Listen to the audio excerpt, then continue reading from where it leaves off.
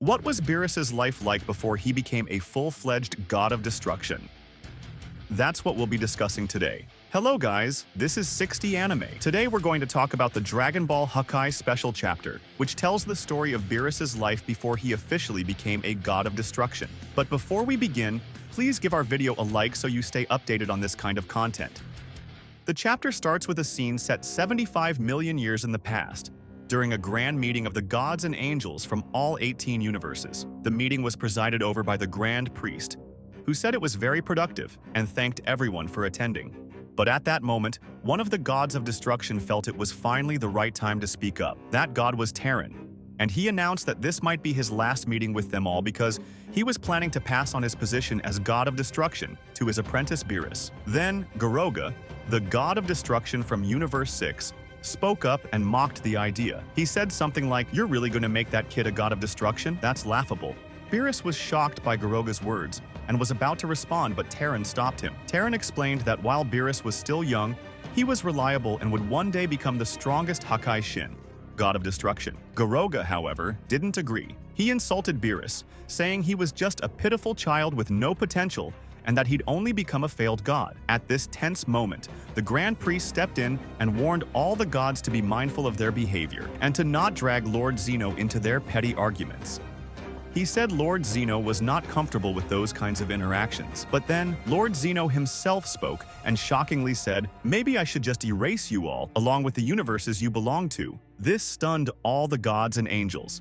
Thankfully, the Grand Priest quickly offered Lord Zeno some advice. He suggested that they should give the gods another chance before erasing them, and pointed out the good work that Terran and Gaza were doing in Universe 7. Lord Zeno responded, "Okay, but can we end this meeting now?" After that, the meeting concluded, and the gods and angels returned to their respective universes. The scene then shifts to Universe 6, specifically to planet Garoga, where Lord Garoga is seen using a powerful Hakai technique to destroy an entire planet. A Kaioshin, Supreme Kai, nearby asks, "What's bothering Lord Garoga?" Garoga responds angrily, "Isn't it obvious that Terran always acts like he's some cool and superior god, like he's above me?" Garoga admitted that he actually wanted Terran's student to attack him. He thought it would be a perfect chance to show Lord Zeno how easily he could defeat him, but Terran always stepped in and ruined the opportunity. Then the angel Vados spoke up. She suggested that maybe it was time for Garoga to finally end his long-standing rivalry with Lord Terran, pointing out that it had already lasted for nearly 25 years. Instead of taking her advice, Garoga ignored her and casually ordered Vados to go fetch him some dragon meat from planet Gaspa. Without hesitation, Vados agreed and left to complete the task.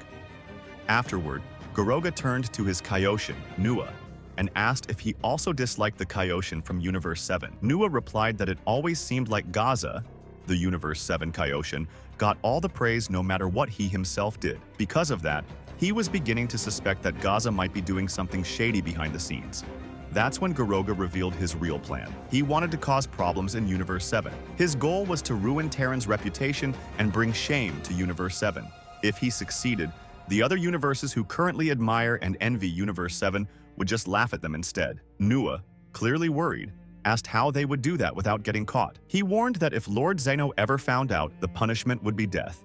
Garoga reassured him that they would work in secret. No one must find out. His plan was to plant small traces of evil energy in Universe 7. Over time, that evil would grow and create chaos, eventually leading the universe to destroy itself from the inside. He even said he had already chosen which region to target first. Hearing all of this, Nua was stunned. He asked, "Are you serious about this?" Garoga firmly replied, "Yes, I mean every word." On the other hand, the scene shifts to Universe 7 on planet Terran, where Beerus continues to train, studying both the Hakai technique and combat skills. The two, Beerus and Terran, are engaging in intense sparring, with numerous attacks being exchanged. However, Beerus keeps getting hit easily by Terran's attacks. Lord Terran then speaks and says, "You're way too nervous. Calm yourself and stay composed. If you keep attacking without thinking, you're just wasting your energy." But despite the scolding, Beerus quickly prepares a Hakai attack. Terran is surprised by what Beerus is doing. Within seconds, Beerus launches the attack directly at Terran. However, Terran easily deflects the attack and immediately strikes Beerus in the face, causing him to go flying.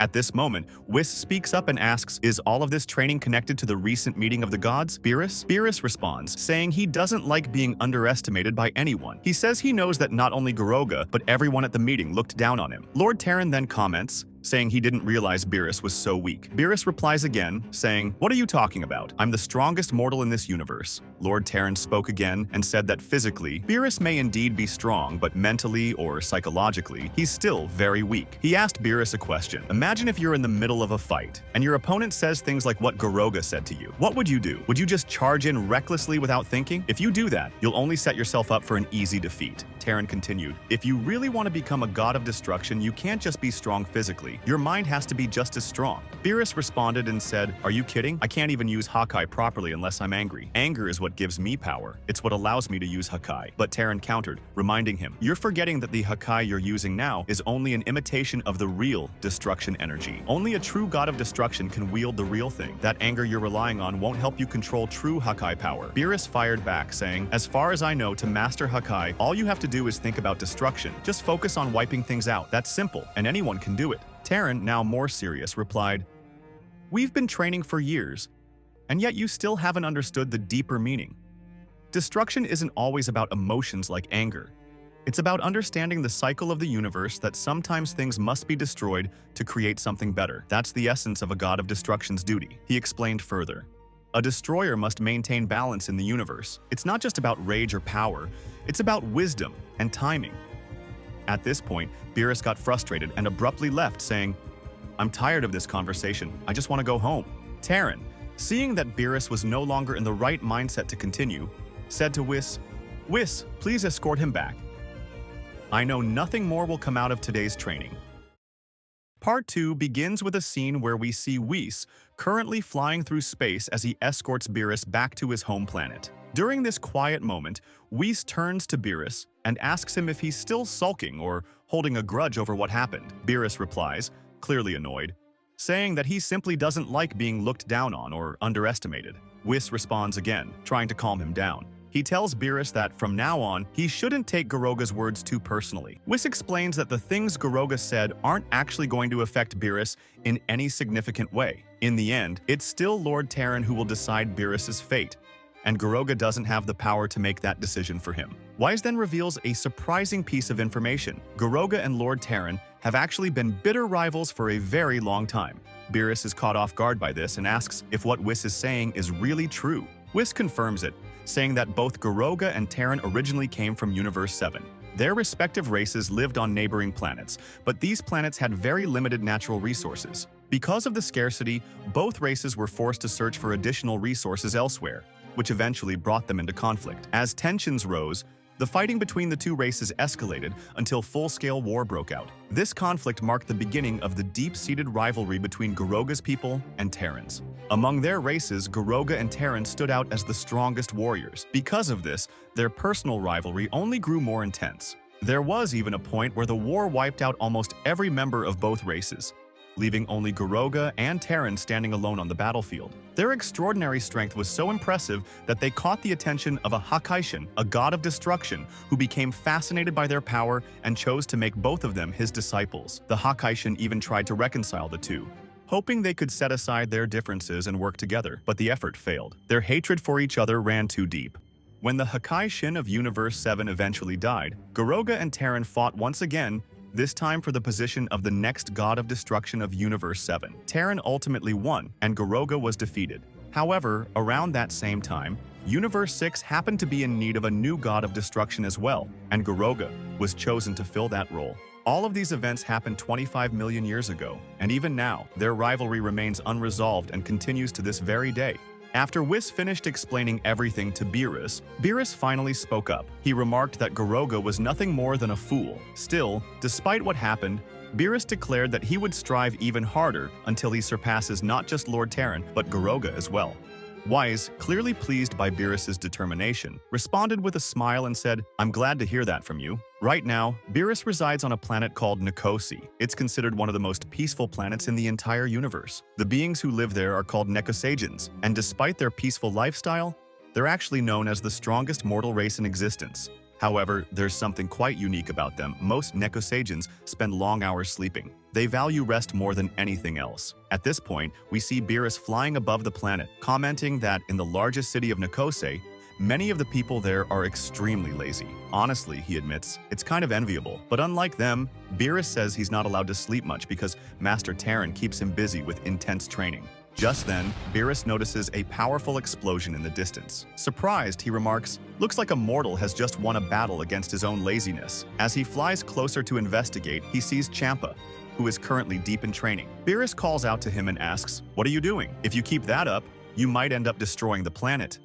Champa responds, "I know what I'm doing. I don't have a proper planet to train on, and I don't have any gods or angels to teach me how to control my power." Hearing this, Beerus responds again, "So you're still bitter because I was chosen and you weren't, just accept it." Soon after, Master Terran and Whis arrive. Terran tells Champa that it would be better if he just relaxed and joined the festival with the mortals instead of isolating himself. "That would be a much better way to spend your time than sulking," Terran says. But Champa answers firmly, "You've got it all wrong. Why don't you do something useful instead? Teach me the things that you've learned from Master Terran." Beerus looks at him, surprised by the request, and asks, "Are you really serious about what you're asking me?" Some time passes, and we find Champa speaking up, asking Beerus, "Hey, why are you in such a bad mood? Did something happen?" Beerus, clearly frustrated, opens up and admits, "Actually, yes. I'm sick of being the most underrated among all the gods. I feel like none of the other gods from the universes really respect me. Even Master Terran looks down on me. I want to change the way they see me." Hearing this, Champa responds with determination, "Then earn their respect. If they won't give it to you, take it. Show them how powerful you really are." Beerus replies, "That's easy for you to say, but proving my strength isn't that simple. How exactly am I supposed to do that?" Before the two brothers could continue their conversation, an enormous explosion suddenly erupts in the distance, so powerful that it shakes the entire area and shocks them both. "What was that?" Beerus shouts, alarmed. Champa follows up, wide-eyed. "That explosion! It destroyed the entire city in an instant." The camera shifts to planet Nikose, now trembling from the sheer force of the blast. Beerus, visibly concerned, asks, "Who could have done this?" Without hesitation, Beerus flies off toward the source of the explosion, with Champa quickly chasing after him. Once they arrive at the destroyed area, Champa turns to Beerus and asks, "Can you feel that energy?" Beerus nods and answers, "Yeah, the energy coming from this thing, it's not normal. It's dark, pure evil. Don't let your guard down." The two finally get a clear look at the creature responsible. Beerus scoffs and taunts it, saying, "Do you really think we'd be scared of something with such an ugly face?" Without waiting for a response, Beerus suddenly charges in and throws a powerful punch, but the evil creature effortlessly blocks the attack, causing a massive shockwave from the impact. The battle intensifies as the evil entity counters with a flurry of attacks, but Beerus skillfully dodges each one with ease. As Champa watches from the side, he's clearly impressed. Beerus, he's getting stronger. He's actually being serious now. This is different. Then, in a dramatic turn, Beerus unleashes a magical technique, blasting the evil creature far back with overwhelming force. He looks at the wounded enemy and declares, "That attack was for all the innocent people you've killed." Champa steps forward, cautiously asking, "Is it dead?" Beerus turns to him and smirks, "Of course. What do you think?" Just as things seemed to settle, the evil creature suddenly launched a lightning-fast charge, and before Beerus could react, it managed to grab hold of him. But Champa didn't waste any time. With perfect timing, he landed a powerful kick that sent the evil creature flying. While the monster was still mid-air, Champa unleashed a barrage of energy blasts, raining down wave after wave that all hit their target directly. "Are you all right?" Champa asked, still catching his breath. "What even is that thing? It doesn't belong to this world." Beerus responded, still puzzled, "I'm not sure, but I can sense something strange. It feels like this thing has some kind of personal connection to me." Champa looked serious and replied, "I don't know how that thing pulled off such attacks, but one thing's clear. It's getting stronger. If we want any chance of defeating it, we'll have to fight together." But Beerus just scoffed and teased, "Fight alongside you? I'd rather lose." Just then, the evil monster came charging again, but both Beerus and Champa dodged in time. Beerus taunted, "Come on, ugly, try and catch me." While the creature was up in the air, both brothers coordinated an attack, charging up their energy and firing a powerful blast directly at it. The explosion was massive, shaking the area. For a moment, they thought the fight was over. But to their shock, the evil monster was still alive, barely even scratched. "This can't be," Champa muttered. "That was my strongest attack." Beerus, now clearly frustrated, added, "Our attacks, they're not working on it anymore. There's only one technique I have left, but I don't want to use it. I haven't fully mastered it, and using it could destroy this planet." He paused for a moment, then added, "But that doesn't mean I'm afraid to use it." Before he could make a move, several members of Beerus's own race suddenly arrived, furious about the destruction the evil monster had caused to their home. But Beerus warned them, You can't defeat this thing. Stay out of it. Still, they refuse to listen. We'll take it down together, one of them declared. Beerus sighed. Fools. Just run. And just like that, the 4 Nekosagens charged in, but they didn't stand a chance. In an instant, the evil monster released a massive energy attack that completely erased them from existence. But it didn't stop there. The energy wave kept going, and now it was heading straight for Beerus's home planet. Champa looked up in panic and shouted, "If that attack hits our planet, it'll be completely destroyed." Without hesitation, Beerus sprang into action, rushing toward the incoming blast to try and stop it. Meanwhile, Champa decided to take on the evil monster himself to buy Beerus some time. But Champa was quickly overwhelmed. The monster easily caught him and left him helpless. Back on the other side, Beerus finally used the secret attack he had been holding back. His most powerful move, one he had intended to save for defeating the evil monster. Instead, he had no choice but to use it to block the massive energy wave heading for their planet. Thankfully, he succeeded in stopping the attack, but it came at a cost. He could no longer use that move again. Just then, Champa came crashing down from the sky, severely injured and barely able to stand. Gasping for breath, he managed to say, "This enemy, it's getting stronger." Beerus was stunned. Seeing Champa in that condition shook him. But what truly shocked him was the sight of the evil monster once again charging up a massive energy blast, stronger than anything they had faced so far. Beerus muttered, "I already used all of my remaining ki on that last Hakai attack. Even if I had my full strength, I'm not sure I could stop this one. This monster has completely surpassed me." Realizing he had no power left to fight back, Beerus closed his eyes and accepted his fate. "I think this is the end." As the evil monster unleashed its devastating blast, aimed directly at both Beerus and Champa, something unexpected happened. A powerful voice suddenly echoed, "Well done, Beerus! You fulfilled your duty as a god of destruction." In an instant, Master Terran appeared, arriving just in time to intercept and cancel out the evil monster's overwhelming attack with ease. Master Terran looked at Beerus and calmly said, "This fight is not yours anymore. This is a battle meant for a true god of destruction." And with that, the third part opens with the narrator giving us a deeper look into the situation. According to the narration, the evil monster becomes even more powerful the longer it continues its conquest. With every passing moment, it grows stronger. At this point, Beerus's planet is starting to break apart under the pressure and destruction caused by the monster's rampage. While Beerus begins to lose all hope, Lord Terran finally steps in, ready to finish the monster once and for all. In this scene, we even see Beerus completely shocked, asking in disbelief, What is Mr. Terran doing here?" Lord Terran then responded and explained that Sector Kai had witnessed the events unfolding on the planet. They immediately informed the Supreme Kai, Gaza, who quickly brought Terran and the others to the scene. At that moment, the evil monster was still releasing an overwhelming amount of energy. Its Kai was so intense that it was shaking the entire planet. As Master Terran observed the situation, he remarked that the monster seemed to be growing even stronger. He warned that if the monster continued its rampage, there was a high chance that the entire planet would be completely destroyed. Suddenly, the monster charged toward them at high speed. But just before it could reach them, Gaza quickly intercepted and teleported the monster away to another planet. Beerus, shocked, asked, "Where did the monster go?" Shortly after, Supreme Kai Gaza returned from the teleportation and came back to planet Nikosi to pick up Master Terran. Master Terran then explained to Beerus that they had sent the monster to an empty and distant planet. That way, when he fights the monster, he no longer has to worry about any collateral damage or the safety of this planet. As Terran, Gaza, and Whis prepared to leave, Master Terran turned to Beerus and invited him to come along. He said this would be a great opportunity for Beerus to witness something truly extraordinary. A few seconds later, the scene shifts to a barren planet. This is where Master Terran and the others have now arrived. Almost immediately, the evil monster charges straight at Beerus. But before it could even get close, Master Terran responds with a lightning-fast kick, sending the monster flying a great distance away. Beerus, stunned, speaks up and asks Whis, "Where did that monster come from? I didn't think a creature that powerful even existed."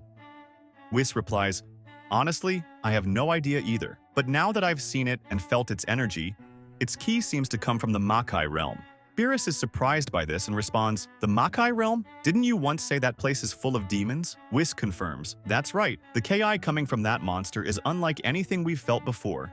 It's dark and evil, very similar to the energy that demons from Makai emit."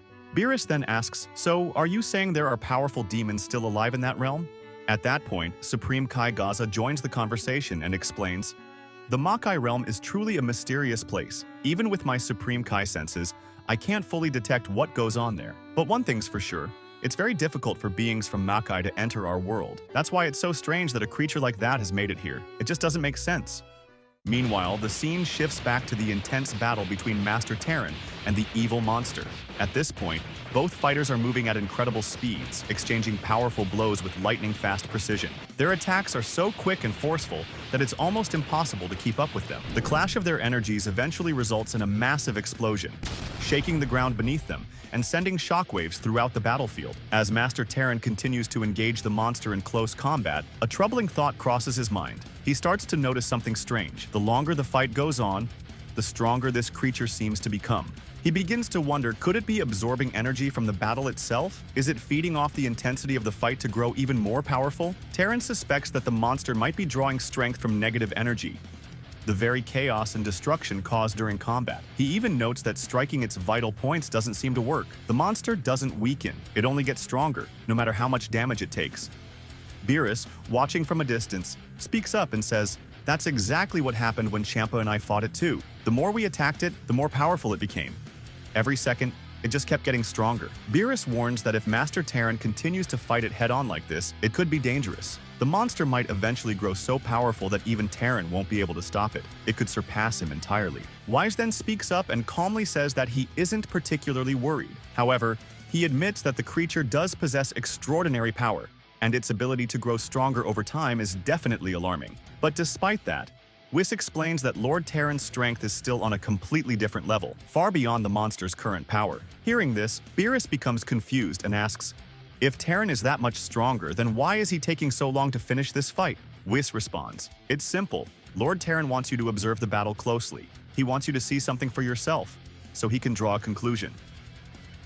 Beerus, puzzled, replies, "A conclusion? What kind of fighter wastes time drawing conclusions in the middle of a life-or-death battle?" Whis simply smiles and says, "It looks like Lord Terran has already figured something out, and now he's preparing to end the fight." Upon hearing this, Beerus immediately shifts his focus and begins watching the battle more intently. At that moment, the evil monster suddenly unleashes an incredibly fast and direct attack, hitting Lord Terran head-on. The impact causes a massive explosion, shaking the surrounding area. But as the thick smoke from the blast begins to fade, it's revealed that Lord Terran managed to block the monster's strike with ease. He stands firm, completely unharmed. Then Lord Terran speaks with a calm but commanding tone. "You're nothing more than a beast, feeding off hatred and recklessly throwing yourself into battle. That's the only reason other warriors see you as powerful. But even you cannot withstand the force of pure destruction. You see only a being without hatred, without emotion. Only pure, unshakable force can erase monsters like you from this world." And with that declaration, Lord Terran unleashes his most powerful Hakai technique, releasing an overwhelming energy that completely disintegrates the powerful monster in an instant. The resulting explosion is massive, far greater than anything seen in the fight so far. Beerus watches it happen right in front of him, completely stunned by the sheer force and precision of Lord Terran's power. After the intense events that just happened, Supreme Kai Gaza turned to Lord Terran and asked, "Did you sense it too, or not?" Lord Terran nodded and replied, "Yes, that creature's Kai, it's undeniably evil. There's no doubt now it came from the Makai world." But then he paused and added, "The real question is, how did it manage to enter the mortal realm?" Beerus then joined the conversation, offering his own insight. "That thing arrived on our planet through some kind of portal. For reasons I don't fully understand, it seemed like it was tracking me down. It attacked me directly, as if I was its specific target." Lord Terran considered this carefully and said, "It's hard to believe that you were its main target. Beings from the Makai world shouldn't even be aware that you exist in this realm. However, it's possible the creature sensed your Kai, or perceived your presence as a threat. That might be why it attacked you immediately." He then added with a serious tone, "What's even more concerning is how it managed to reach your planet in the first place. Was it just a coincidence, or something more intentional?" Lord Terran then turned to Beerus and warned him, "You should prepare yourself. What we're about to witness is one of the darkest, most sorrowful parts of the entire universe, the Demon Realm." And with barely a second to spare, Supreme Kai Gaza used his teleportation technique to take them directly into the Demon Realm. Now in the Demon Realm, Gaza quickly explained, "I apologize, I can't bring us directly to the exact planet we're looking for. In this realm, my sensing abilities don't work properly. The energy here interferes with my technique." As they stood in this mysterious place, Beerus began to feel uneasy. He thought to himself, this place feels dangerous. There's something truly wrong about it. Even the air around them felt heavy and unnatural. It was clear that this world was nothing like the ones they knew. And visually, the demon realm looked bizarre and unsettling, twisted, dark, and unlike any other part of the universe they had ever seen. The first panel of this chapter opens with Lord Terran, Whis, Gaza, and Beerus, already standing in the mysterious and eerie realm known as the Makai world, a dimension that lies far beyond the reach of the mortal universe. As they take in their surroundings, Beerus begins to feel uneasy. Something about this place doesn't sit right with him. I don't like this place, Beerus mutters. Even the air here feels strange. It's heavy and unpleasant. His instincts as a god are on high alert. The Makai world is known to be filled with chaotic and dark energy, and now he's experiencing it firsthand. Suddenly, a loud crash of thunder roars from the sky above. A bright, swirling portal opens up in midair, a rift in the very fabric of reality. Startled, Beerus points to it and asks, "What is that?" Whis, calmly analyzing the phenomenon, responds, "That crack in the sky is a tear in space-time. It functions as a dimensional barrier, a gateway between two different realms. Specifically, it separates the Makai world from our own universe." Hearing this, Beerus becomes more curious, but also skeptical. So, are we supposed to just walk through that thing? Is it really that simple? And what about that creature we encountered? Are monsters like that common in this place? Whis replies, clarifying, "No, it's not that simple. That creature may not even be native to this realm. Even though we're in the Makai world, its energy didn't fully match what you'd expect from here. And that rift, it's giving off a very strange and powerful energy. Something about it feels unnatural." Whis begins explaining the strange portal above them. He warns the group about the extreme power contained within it. That energy, it's strong enough to tear apart the body of a celestial being. The density inside that rift is thousands of times greater than that of an ordinary planet. In other words, only a very select few in the entire universe have bodies strong enough to even survive stepping into that rift. Whis continues, "Among those capable of entering, I know for sure that Lord Terran can. Possibly you as well, Beerus. And of course, Gaza, since he doesn't even need a physical body to pass through." Gaza uses a special technique called Kai Kai, which is a form of instant teleportation that allows him to travel between realms without physically enduring the effects of space or energy pressure. So while others need raw strength to survive the portal's crushing gravity, Gaza can bypass that entirely. Let me clarify what Whis is saying here, guys. Before anyone can enter the rift, they need to have an extremely durable and powerful body to resist the pressure inside. Gaza, however, is an exception because of his instantaneous movement ability, so he's not affected by that physical barrier. As they prepare to move forward, Beerus turns to Gaza and asks, "Didn't you say before that you couldn't sense this place? Why don't you come here more often to check on things?" Gaza calmly explains, "It's not that simple. The corruption energy in this realm is incredibly strong. It affects even gods like us. Anyone who stays here too long will be corrupted by it. Even divine beings." He elaborates further, saying that this corruption is not just physical, but emotional and spiritual. Prolonged exposure can infect the heart, allowing darkness to take root, even in gods. We've tried setting up ways to monitor this place, but this is a realm we cannot visit often. It's just too dangerous. This gives us insight into why the Makai world is so isolated, and why even powerful characters like Gaza avoid it unless absolutely necessary. At this point, Lord Terran speaks up firmly. "We should move forward and not waste any more time. I don't want to stay here longer than we have to." With that, the group pushes deeper into the Makai world. As they continue traveling, they eventually reach the highest and most sacred point in the entire demon realm. And it's here where they see something truly ominous, a massive dark planet looming in the distance. Beerus, visibly disturbed by the sight, asks, "What is that ugly-looking planet?" Lord Terran responds, "That is the supreme planet of darkness, the home of the dimension's supreme god. It's where the Makayoshin, also known as Demiurgus, resides." Beerus reacts in surprise. Makayoshin? Aren't they the opposite of the Kaioshin, the ones born with evil in their hearts? Gaza answers, "Yes. While regular Kaioshin are born to guide and protect, Makayoshin are born corrupted. That's why they're called Makayoshin, or simply Makais. From birth, they're sent to this realm where they carry out their own twisted version of what the Kaioshins do in the mortal realm. They are the supreme gods of this world, but aligned with darkness." As Beerus surveys the surroundings of the dark planet, He suddenly stops. His expression turns serious. Bodies everywhere. What the? Are there so many corpses lying around here? Lord Terran responds with a firm and serious tone. Demiurgus, or the Makayoshin, has a rather disturbing pastime here. He enjoys killing and torturing others. But honestly, this is to be expected from a demon god in this realm. In other words, cruelty isn't just a habit in the demon realm. It's a way of life.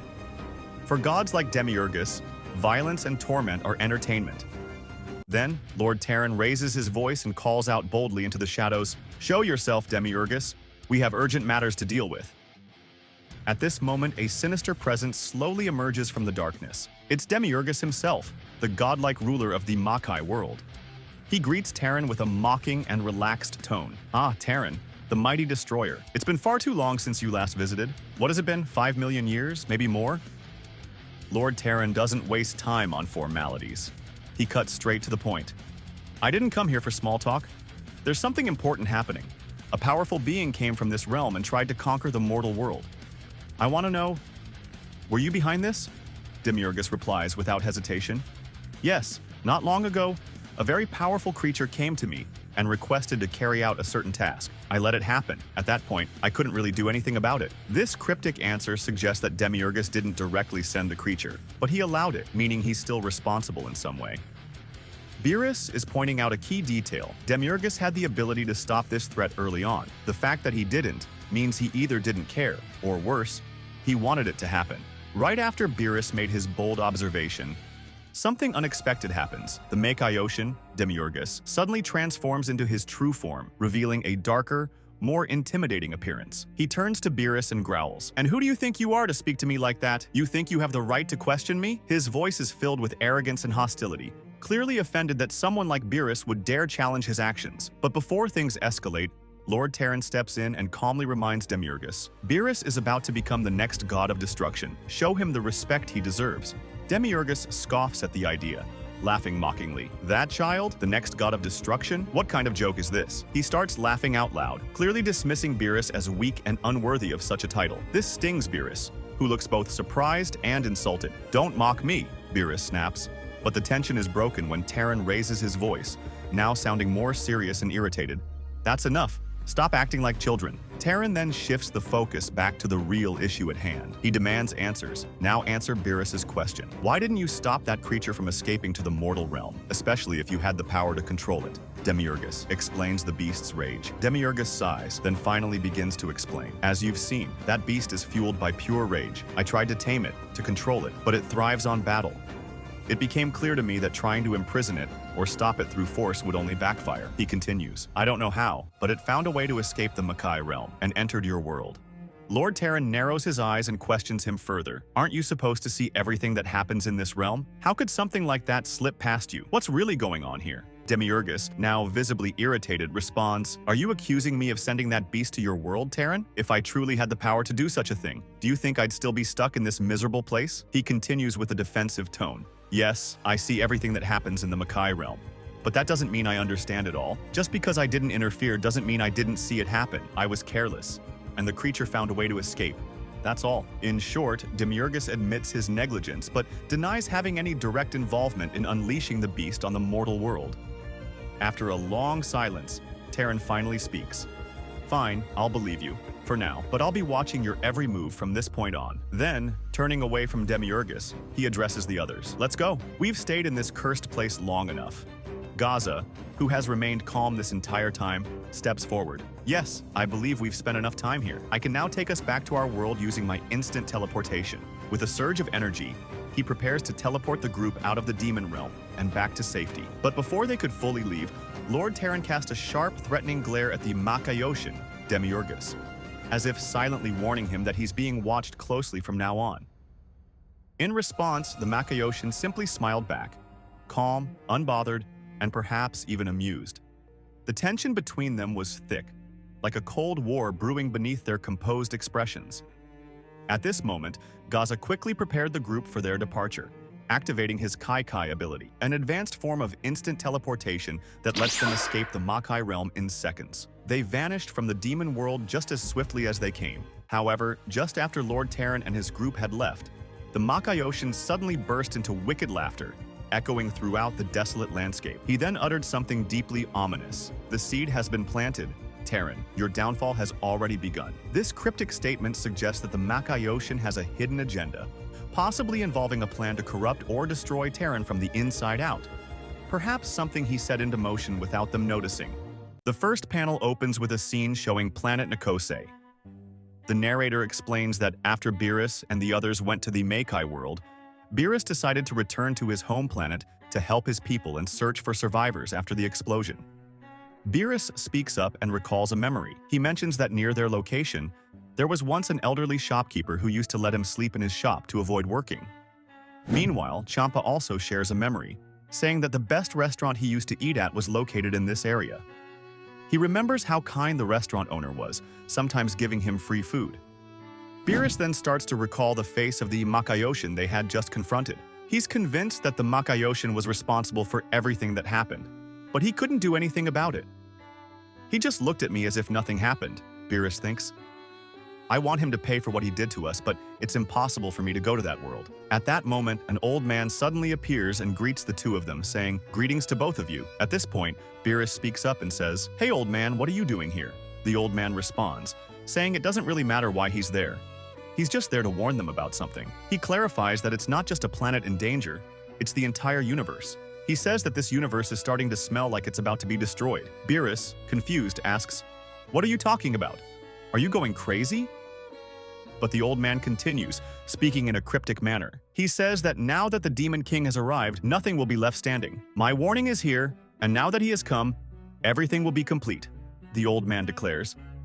His words are vague and difficult to understand, but they still shock Beerus and Champa. Both of them exclaim, "Did you just say Demon King?"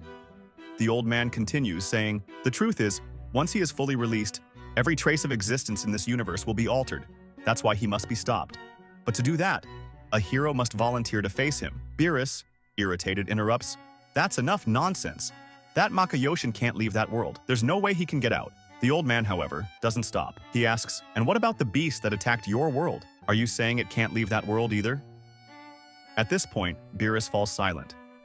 The old man continues, "I can see from your face that you don't believe me. Boy, do you want to prevent the Demon King from destroying this universe?" Beerus replies, "I can't go back to that world by myself. It's impossible." The old man responds, saying that it wouldn't be a problem for him. He can take Beerus to that world if he wants.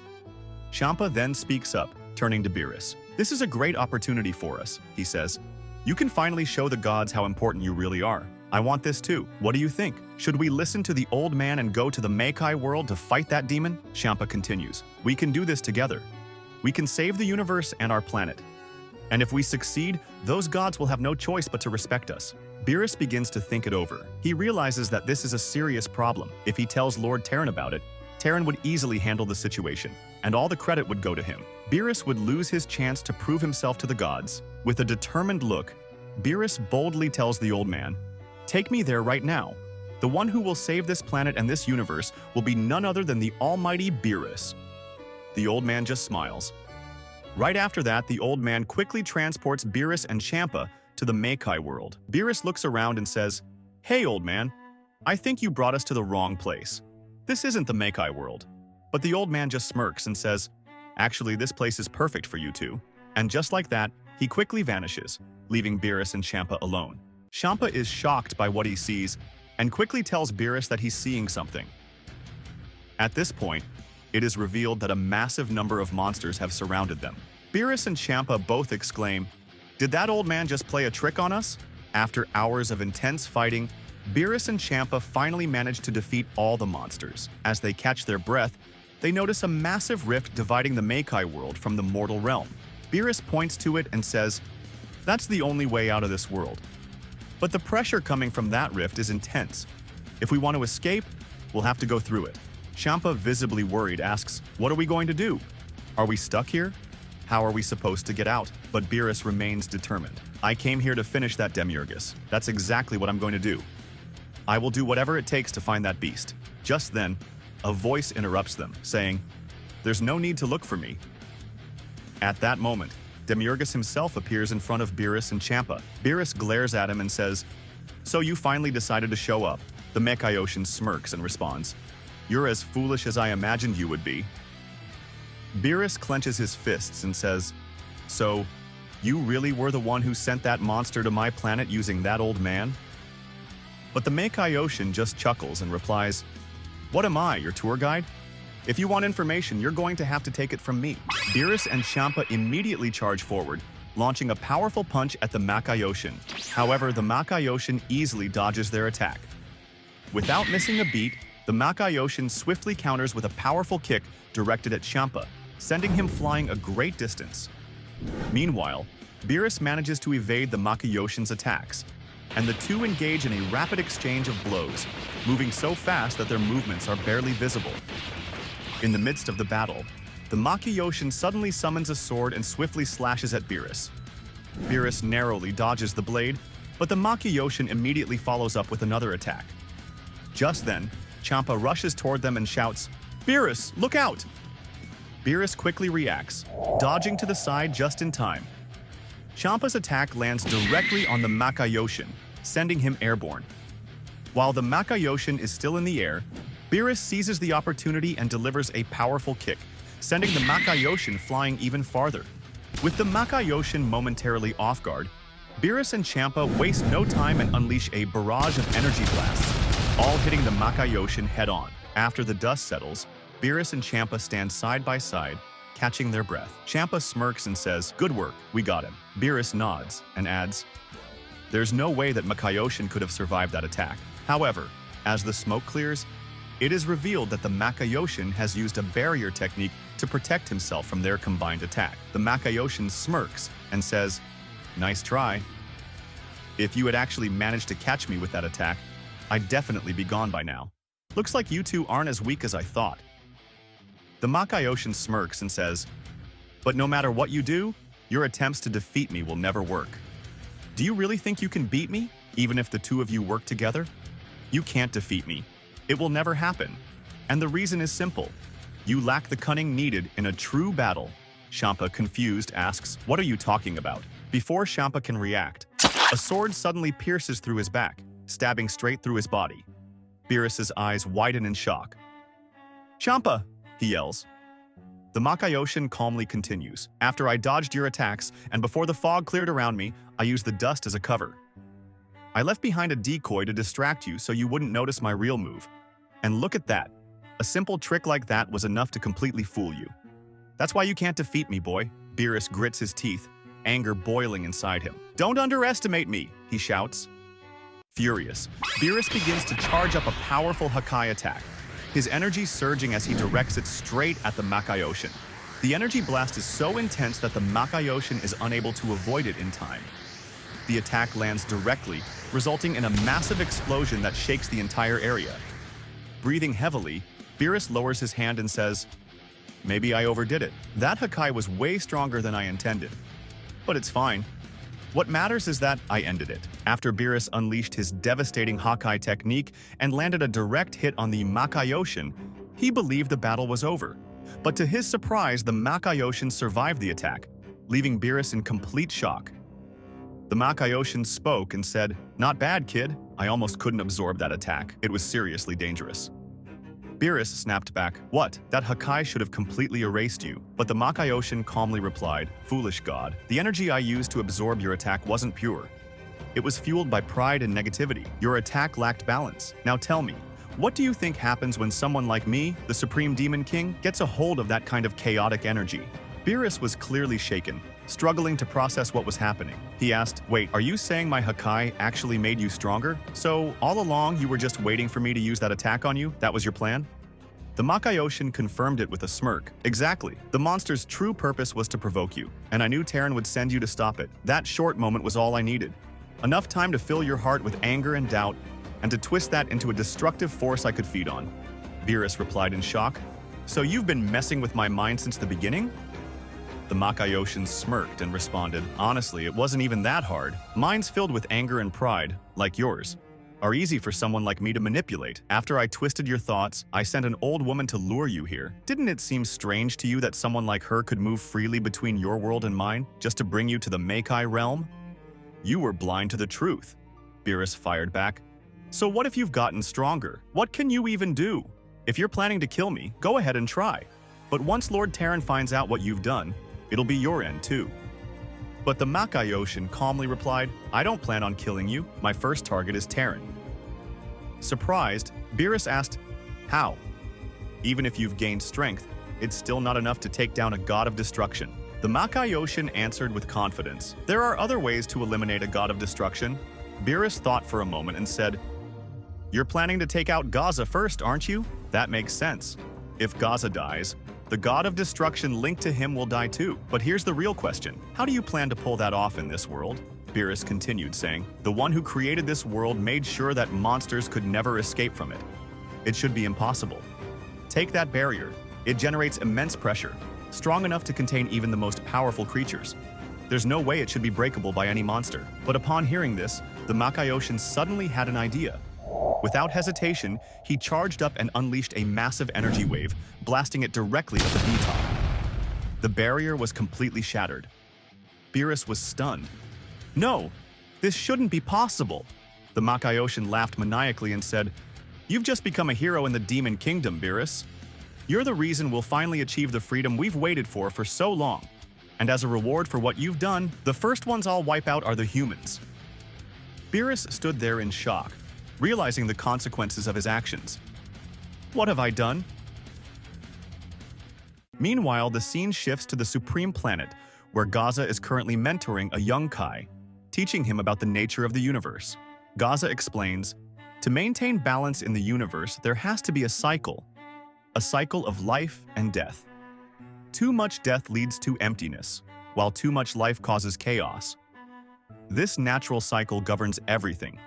Nothing escapes it, not even living beings or the stars. Even those that live for billions of years eventually come to an end. In short, life and death are both essential to keeping the universe stable. The young Kai asks, so, is that why we have gods of creation and gods of destruction, sir? Gaza nods and says, exactly. They must exist in harmony. That's how the universe can prosper. It's not about one being more important than the other. Both are equally vital. The life of a Kaioshin is directly linked to the life of a god of destruction. One cannot survive without the other. The young Kai then curiously asks, so you, Mr. Gaza, are living at the same time as a god of destruction? Gaza answers with a gentle smile. Yes. Terran and I coexist, and we respect each other deeply. Gaza continues explaining, this is why Terran and I work so well together. Our mutual understanding and respect allow us to manage this universe properly. Unfortunately, not all Kaioshins and gods of destruction share that harmony. In some universes, their lack of cooperation leads to disorder and instability. The young Kai then asks, aren't there others who are jealous of the partnership you and Lord Terran have? Gaza responds, yes, there are. But envy is something that often comes with success. Just as he finishes his sentence, Gaza suddenly senses a disturbance. What's going on? I can feel an unfamiliar ki spreading throughout the universe. It feels like energy from the Demon Kingdom, and it's slowly entering our realm. Before he can act, Makaioshin, Demiurgus, suddenly teleports onto the Supreme Planet, catching Gaza completely off guard. Gaza gasps, Demiurgus, what's the meaning of this? How did you break into our world?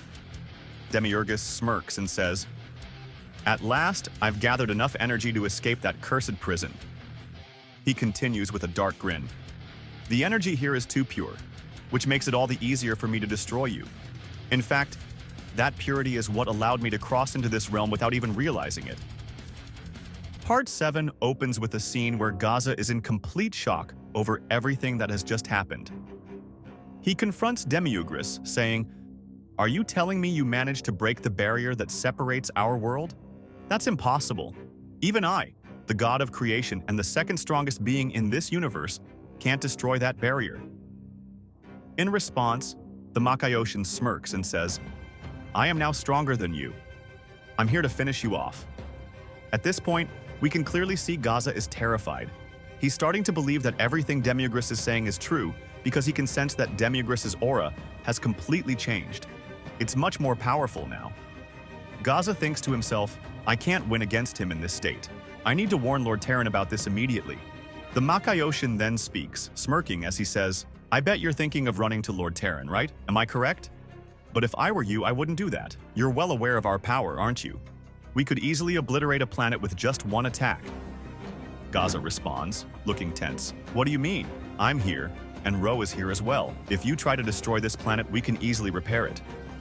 But the Makaioshin shakes his head and says, Oh, I wasn't talking about this planet. I'm planning to pay a visit to my old planet and say hello to my former comrades. Gaza's eyes widen in shock. What? The scene then shifts to planet Haishin, the origin of all Kaios and Kaioshins. This is the planet that the Makaioshin is planning to destroy. Gaza, still in disbelief, asks, Are you seriously planning to do that to your own kind? The Makaioshin's expression hardens as he replies, What do you think I am? I am the Demon King of the Makaioshin realm. Being soft-hearted is not a quality you can associate with me. I feel nothing for my kind, even if they were the ones who gave me life. I can wipe them all out without a second thought. He then adds with a sinister grin, Imagine how pitiful they will be, all the Shinjin and the sacred kaiju tree, perishing along with planet Haishin. All those who are training to become the next generation of Kaios and Kaioshins will just disappear, and there will be no one to take their place. It's tragic, isn't it? After hearing all of this, Gaza urgently turns to the young Kaioshin beside him and says, You need to use instant teleportation and take Lord Terran to this planet. I'll try to buy us some time. But the young Kaioshin looks worried and replies, I haven't mastered that technique yet. Before they can even make a move, the Makaioshin sneers and says, Do you really think I'll just let you escape? In an instant, the Makaioshin charges up a powerful attack aimed directly at the young Kaioshin, intending to strike him down. Gaza quickly deflects the Makaioshin's attack and urgently tells the young Kaioshin, Hurry, use your instant teleportation and get to Lord Terran now. The young Kaioshin manages to use the technique, but instead of reaching Lord Terran, he ends up in a different location. Meanwhile, Gaza continues to battle the Makaioshin, exchanging powerful blows with him. However, despite his best efforts, Gaza is clearly struggling against the Makaioshin's relentless attacks. The Makaioshin unleashes a series of rapid strikes, each one landing heavily on Gaza. Despite the onslaught, Gaza manages to summon a sword, planning to use it to counterattack. But before he can strike, the Makaioshin fires a powerful mouth blast that hits Gaza directly. Despite the impact, Gaza quickly shakes off the attack and attempts to retaliate. The Makaioshin, however, rushes forward, creating a spear and aiming it directly at Gaza. Gaza manages to block the spear using his sword, narrowly avoiding a fatal blow.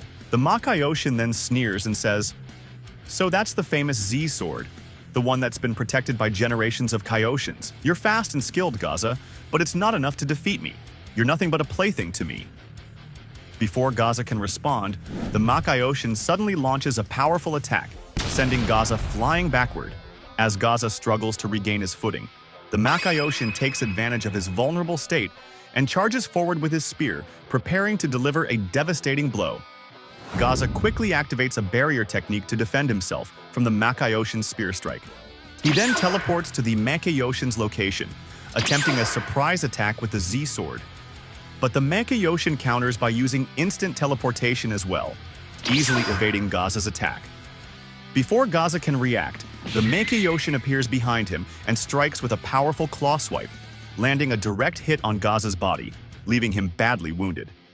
The Makaioshin speaks, saying, Gaza is only able to survive and escape because he doesn't care about this planet or the people living on it. Gaza responds firmly, I have lived a long time, and I will never allow the children to die or the future generations to become sacrifices because of my weakness.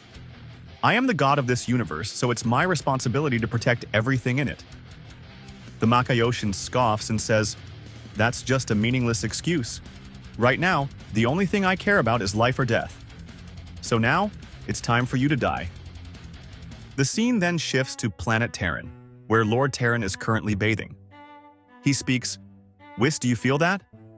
Whis replies, It seems like the barrier that separates our world from the Meikai world has been broken, and now demons are attacking our universe. Lord Terran immediately stands up and asks, How did this happen? As he speaks, the young Kaioshin suddenly arrives and urgently says, Lord Terran, please help. Gaza is currently under attack by the Makaioshin. Lord Terran is shocked and responds, What?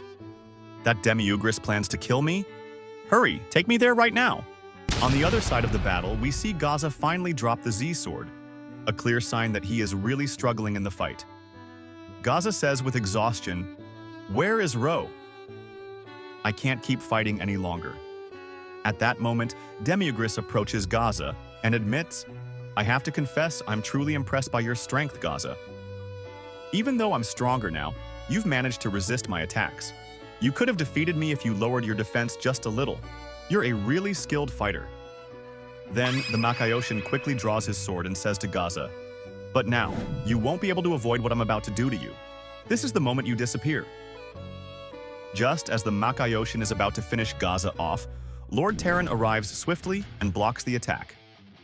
Lord Terran says firmly, "Your time is up."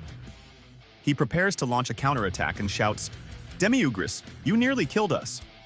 You're a disgrace. Now, it's time for you to be gone forever." But as Lord Terran moves to strike, he suddenly feels something strange behind him. Everyone is shocked to see that Gaza has already been hit by an attack from the Makaioshin. Gaza explains, "The spear I avoided earlier was left behind on purpose so he could land a surprise attack. I was too focused on dodging his other attacks to notice it. Sorry, Lord Terran."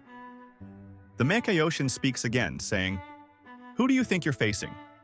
I am the demon god. Deception is one of my abilities. Do you really think I'd make a plan without being sure it would work?" Lord Terran replies confidently, "You won't leave here alive. Beerus is still out there, waiting to finish you off." The Makaioshin smirks and says, "That kid? Don't you know he's the reason I escaped from my world? Because of his arrogance, he came to my world to fight me. But his energy got corrupted by something evil. That's why I was able to break free." Lord Terran responds, "Is that so? Because of his recklessness, these events have happened. But that's okay. There's a reason I chose him as the successor, and you'll see everything soon enough. Whis, I'm counting on you to handle Beerus." Whis replies calmly, "Leave that to me, Lord Terran." At that moment, both Lord Terran and Gaza slowly disappear from the scene. Meanwhile, the scene shifts to the Makai world, where Beerus is still battling the demons. Beerus says frustratedly, "These demons just keep coming." The worst part is, Champa still hasn't awakened. There's no other way. Suddenly, Beerus is surprised by an arrival, none other than Whis. Whis says to Beerus, "Beerus, we have a lot to talk about." It opens with the narrator explaining that after the successful elimination of Gaza and Terran, Demon King Demiugris has now started his plan to conquer Universe 7. Without mercy, the demons begin wiping out mortals on the planet Nikose. Demiugris then speaks and says, "So it's you?" And here, Garoga appears, the true mastermind behind everything. Garoga responds, "Looks like our plans worked, huh?" Demiugris replies, "Yes, thanks to that witch, we were able to summon that incredibly powerful creature into this world. And she successfully provoked that kid." He goes on to explain how Terran's group approached him, bringing along Terran's own follower. That's when Demiugris saw the opportunity to manipulate the boy by placing evil energy in his heart, which caused him to return to Demiugris' world. This manipulation gave Demiugris the strength he needed to break the barrier that separated his realm from the mortal world. And of course, with Gaza's death, Terran also disappeared, since their lives were connected. Demiugris declares it was a perfect plan. Garoga speaks again, reminding Demiugris not to forget to thank them. He says, "I'm the one who came up with the idea to use that creature in our plan, and Nua was the one who found the witch to help us fully carry it out." Garoga then adds that while the deaths of Gaza and Terran are satisfying rewards, what he really wants is to gain an advantage in every universe for when the time comes. Demiugris agrees, saying, "Of course, you can count on me. We'll be allies in this universe. Just let me know if you ever need help." Then, an old woman speaks. She says she's extremely happy that their plan succeeded. But now it's time for her to claim her reward, as they previously agreed. What she wants is to become a goddess. However, Garoga responds mockingly, saying, "Become a god? Do you really think you can become a god just because we had some agreement? Don't make me laugh." The old woman insists, reminding him, "But this is what we agreed on. This is what you promised me." Garoga sharply cuts her off and says, "Enough. A mere mortal like you should already be grateful that a god even allowed you to take part in this plan. Know your place." Still defiant, the old woman warns him, Everyone who breaks their promise with me suffers the consequences.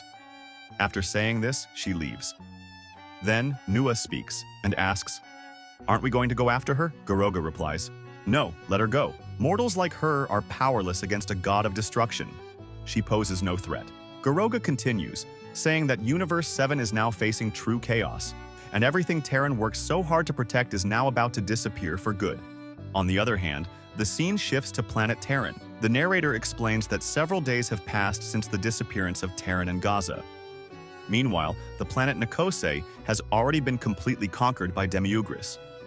Champa, Beerus, and Ro are all still deeply affected by depression and despair over the recent events. They are feeling the weight of failure and loss. At this moment, Whis speaks. He says he just returned from a meeting with the Grand Priest and Great Zeno. According to Weiss, on the day Terran and Gaza disappeared, Demiugris began his takeover of Universe 7, creating an unsustainable situation for everyone. The Grand Priest gave them 1 month to resolve the chaos in Universe 7. If they fail to restore order within that time, Lord Zeno will personally erase the entire universe. Then Beerus speaks, sounding defeated. He says he doesn't think he can fix this anymore. He admits that the god of destruction from Universe 6 was right all along. He's weak, and there's no way he can defeat someone like Demiugris. Beerus continues speaking and admits, "Besides all that, I really am the one responsible for everything that's happened." Ro also speaks up, saying, "Me too. I wasn't ready to become a Supreme Kai. I had no experience and I was weak. Because of my weakness, Master Gaza was lost. And now, I don't even know what to do anymore. I don't know how to truly become a god. I could never be as great as Master Gaza." Then Champa jumps in and interrupts them, saying, "What are you two even talking about? Are you just pretending to be gods? And you, Ro, weren't you trained by the god of creation himself? So why does it seem like you didn't learn anything? Who said you have to be smarter or better than anyone else? You don't need to be the best. It's okay to just be average." Ro responds, saying, "I'll try." Champa turns to Beerus and says, "And what about you, Beerus? You always act so superior, but now you're just gonna sit back and let that monster destroy our universe? You were so arrogant before just because you were chosen as an apprentice god of destruction in this universe. But now that trouble is here, you're ready to run away with your tail between your legs? Aren't you ashamed? Be a man and clean up the mess you made." This seems to snap Beerus out of his despair. He says, "Who do you think you are talking to me like that? I won't take insults from a fool like you. Whis, let's start the training. Now."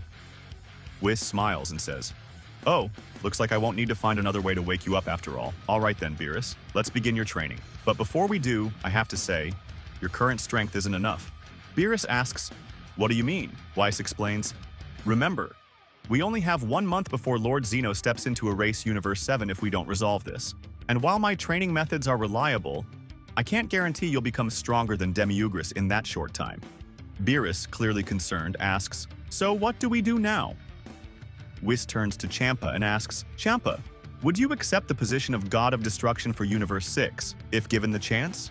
Champa answers, "I don't really want it, but if it's the only way and I don't have a choice, then I'll accept it." Whis is pleased with the answer and says, "Good, then start your training immediately. I'll take you both to a special dimension where time flows differently, so you'll have plenty of time to train effectively." Then Ro asks, "Wait, what about me? What am I supposed to do?" In response, Whis summons the Z sword and hands it to Ro. He says, "Champa, Beerus, and Ro, you all need to study and improve your abilities." We then see Ro beginning his training with the Z sword, while Whis transports Beerus and Champa to the special dimension to begin their intense training. This marks the first official training session of Beerus and Champa on their path to becoming the new gods of destruction. But their biggest enemy right now is time. They must grow stronger as fast as possible if they are to stand any chance of defeating Demiugris. A few weeks have passed, and Beerus and Champa are still deep in their training, pushing themselves to their limits. Meanwhile, Demiugris continues his conquest. He has now completely taken over planet Nikose, and the rest of Universe 7 is also slowly falling apart under the assault of his demon army. In one scene, we see Demiugris sitting calmly, watching the chaos unfold. He says, "This is exactly what I wanted, to see how these mortals struggle against my overwhelming power. It feels so good to bathe in their blood." But then he senses something and remarks, it seems I'm about to have some visitors. The scene shifts back to Ro, Beerus, and Champa, who have now arrived on planet Nikosi. As soon as they land, they're immediately met by an overwhelming number of demons surrounding them.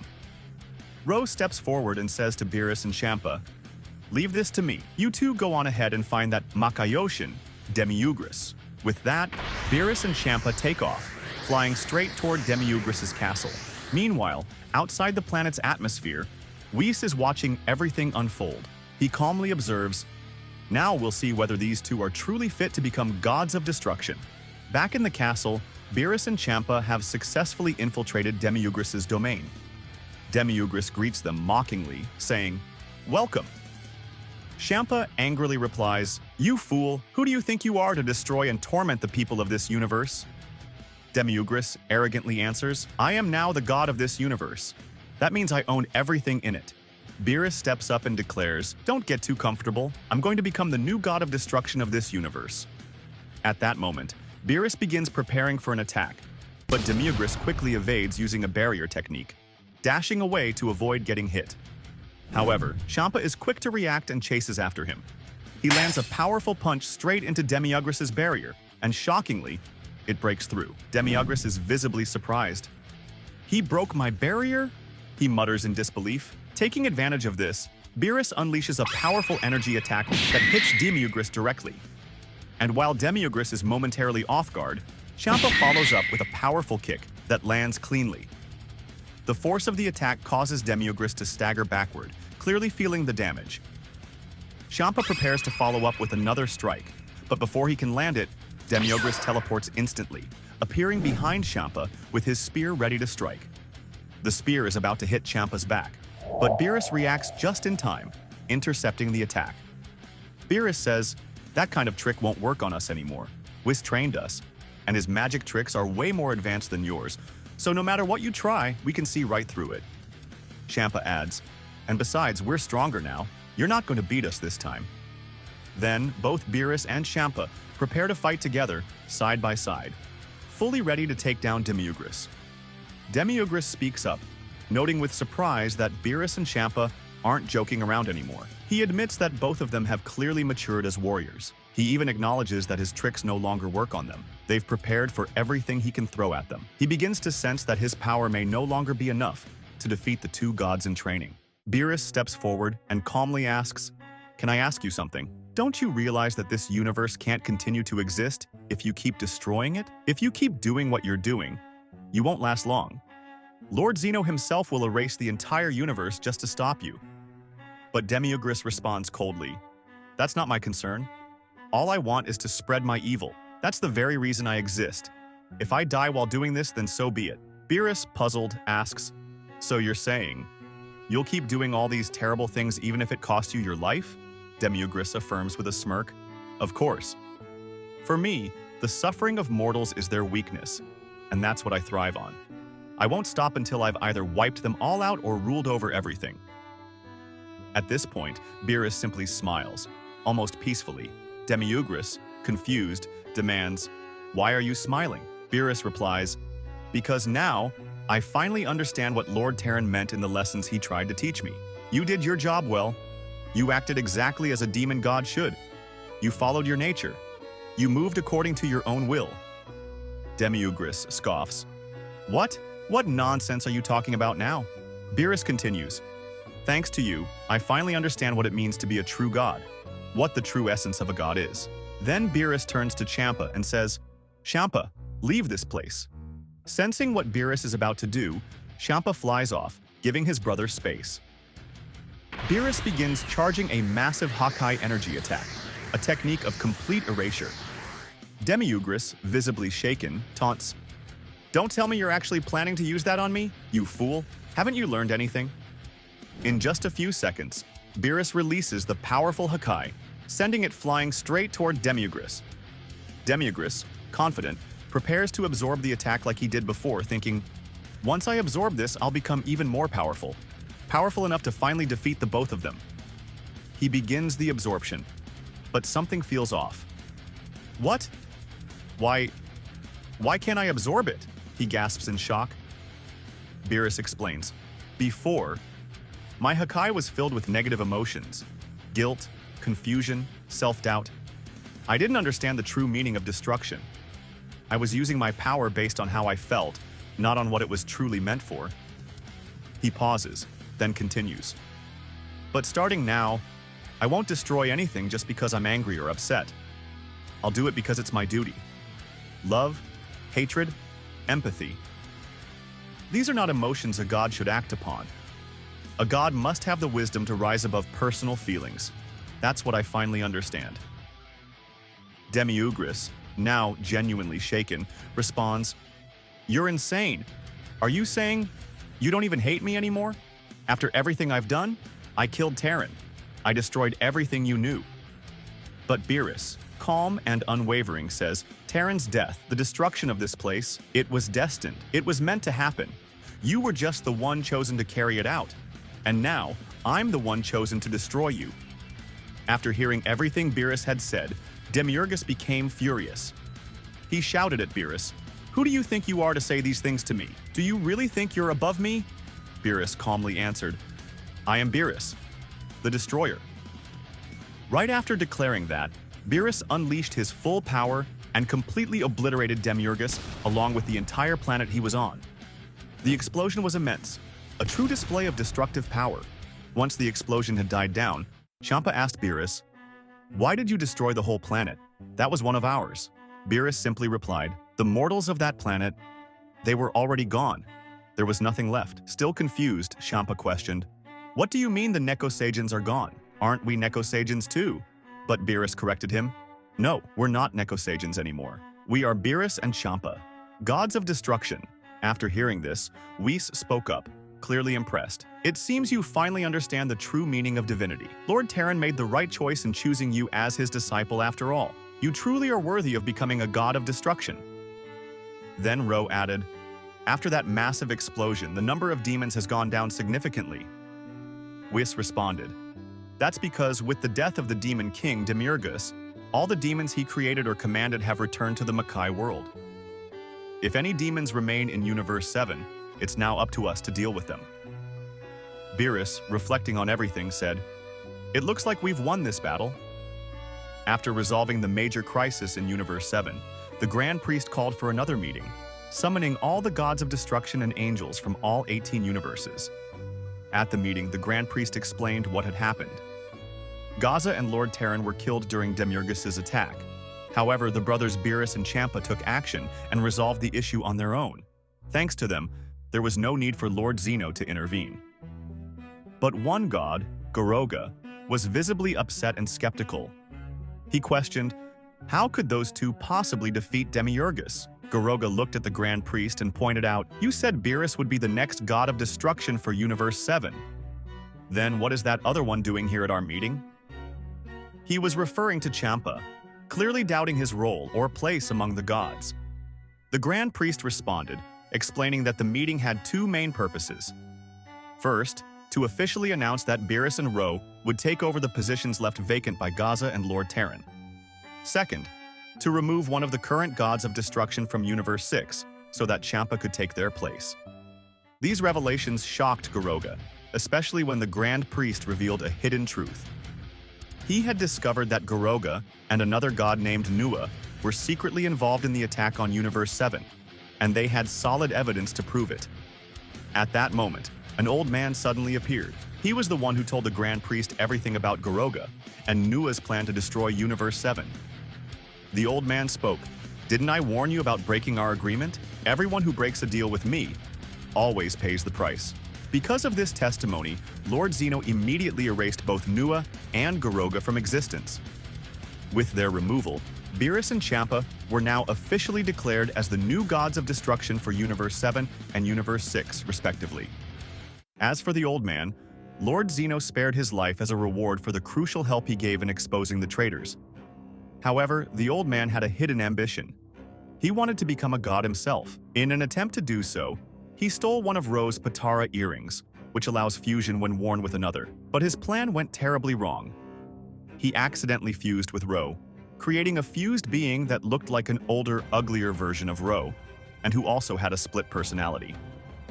When Beerus found out about this, he was extremely annoyed. He blamed the old man for almost ruining his reputation. Although he wanted to destroy the old man, it was forbidden, so instead, he sealed him inside the Z-Sword. From there, Beerus became the strongest being in his universe. But over time, he grew bored, as no one could challenge him anymore. So he decided to go into a long, deep sleep, hoping that when he awoke, he might find someone stronger. While Beerus slept, his universe was unknowingly caught in multiple dangerous events. But thanks to the good-hearted mortals of Earth, the universe was able to survive. And that's how this special chapter ends. If you enjoyed this video, feel free to hit the like button so you'll always be updated with more content like this. Thank you so much for watching, and see you next time.